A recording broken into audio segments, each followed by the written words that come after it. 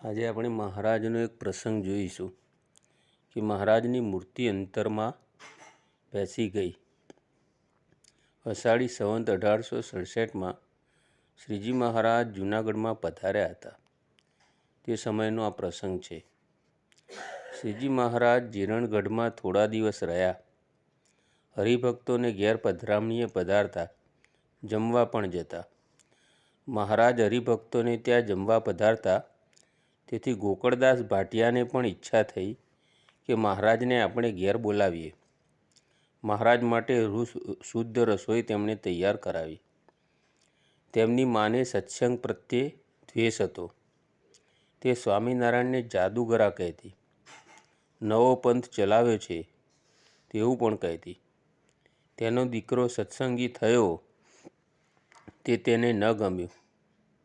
તે કહેતી કે છોકરો પણ વંઠી ગયો.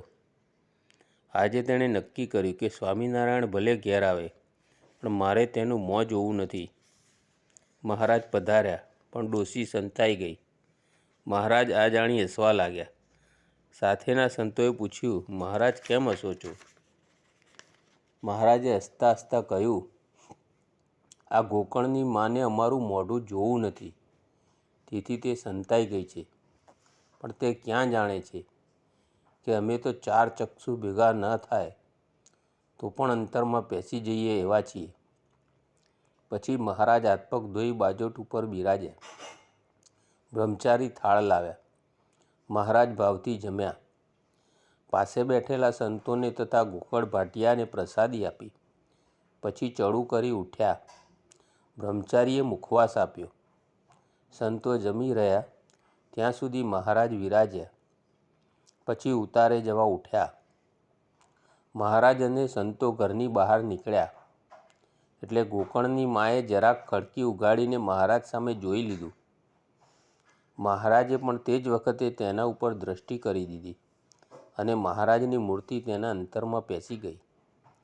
જેમના સ્વરૂપની અંતરમાં ઝાંખી કરવા મહા મોટા મુનિઓ તપ કરીને દેહને દમે છે, તે સ્વરૂપનું શ્રીજીની ઈચ્છાથી અંતરમાં અને બહાર જ્યાં જ્યાં દ્રષ્ટિ જાય ત્યાં ગોકળની માને દર્શન થવા લાગ્યું.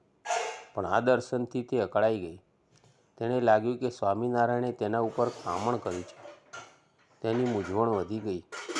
કોઈ પણ ઉપાય કરીને પણ આ મૂર્તિ અંતરમાં અને બહાર દ્રષ્ટિ આગળ દેખાતી બંધ થાય તેવો વિચાર તે કરવા લાગી.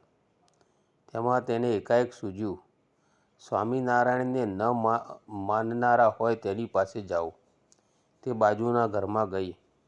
તેને ઉપાય બતાવતા કહ્યું, માજી, સ્વામિનારાયણને લસણ ડુંગળીની સૂગ છે, તે તમે ખાવા માંડો એટલે આપોઆપ સ્વામિનારાયણ દેખાતા બંધ થઈ જશે. ડોશીમા આ સાંભળી રાજી થયા. ઘેર જઈ ડોશીમાએ ઉપાય અજમાવ્યો અને મહારાજ તેને દેખાતા બંધ થઈ ગયા. વૈરાટ બ્રહ્માએ પોતાના 50 વર્ષ અને 1.5 પહોર દિવસ ચડ્યો ત્યાં સુધી સ્તુતિ કરી. ત્યારે અક્ષરાધામાધિપતિ ભગવાન આ પૃથ્વી ઉપર પ્રગટ થયા અને મનુષ્યોને નયન ગોચર બન્યા. ગોકળની મા જેવી એક સામાન્ય સ્ત્રી તરફ દ્રષ્ટિ કરી તેના અંતરમાં બેસી ગયા.